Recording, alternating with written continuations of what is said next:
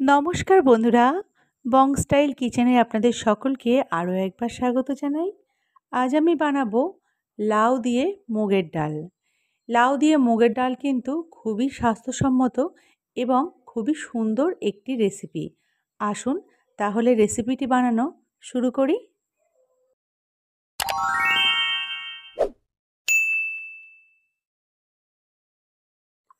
লাউ দিয়ে মুগের ডাল বানানোর জন্য বন্ধুরা আমি এখানে 250 গ্রাম মুগের ডাল নিয়েছি আর নিয়েছি একটা কচি লাউ।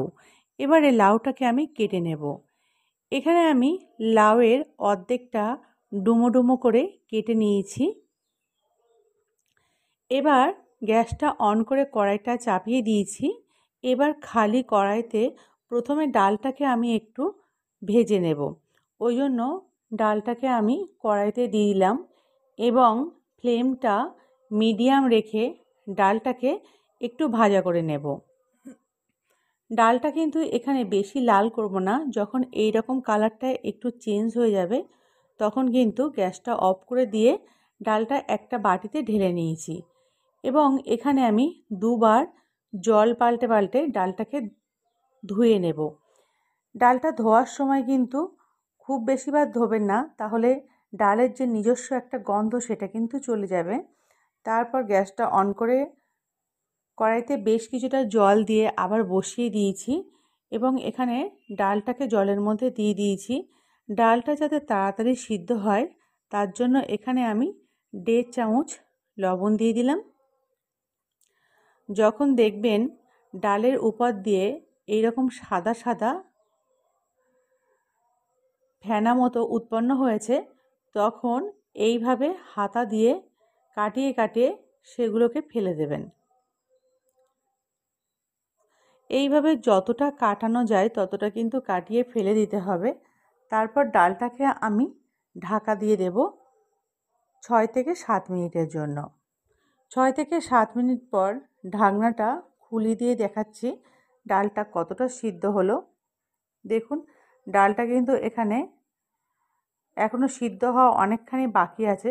ঠিক এই অবস্থায় আমি এবার লাউটাকে দিয়ে দেব আর দিয়ে দেব 4টে চেরা কাঁচা লঙ্কা। তারপর একটা খুন্তি দিয়ে লাউটাকে ডালের মধ্যে এইভাবে মিশিয়ে নেব এবং আবারও আমি এটাকে 10 মিনিটের জন্য ঢাকা দিয়ে দেব। 10 মিনিট পর আমি ঢাকনাটা খুলে দেখাচ্ছি আপনাদের। এখানে দেখুন ডাল কিন্তু বেশ সিদ্ধ হয়ে গেছে আর সেই সাথে কিন্তু লাউও এখানে সিদ্ধ হয়ে গেছে।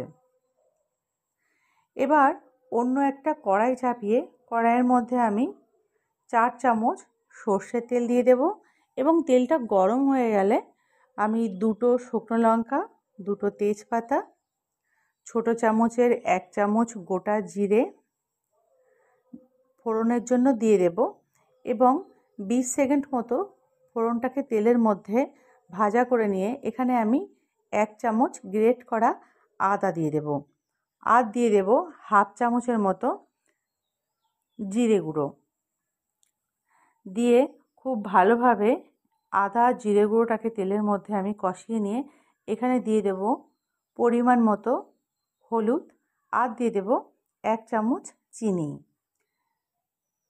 এবারে এই ফোড়নটাকে কড়াইয়ের মধ্যে আমি দিয়ে দেব।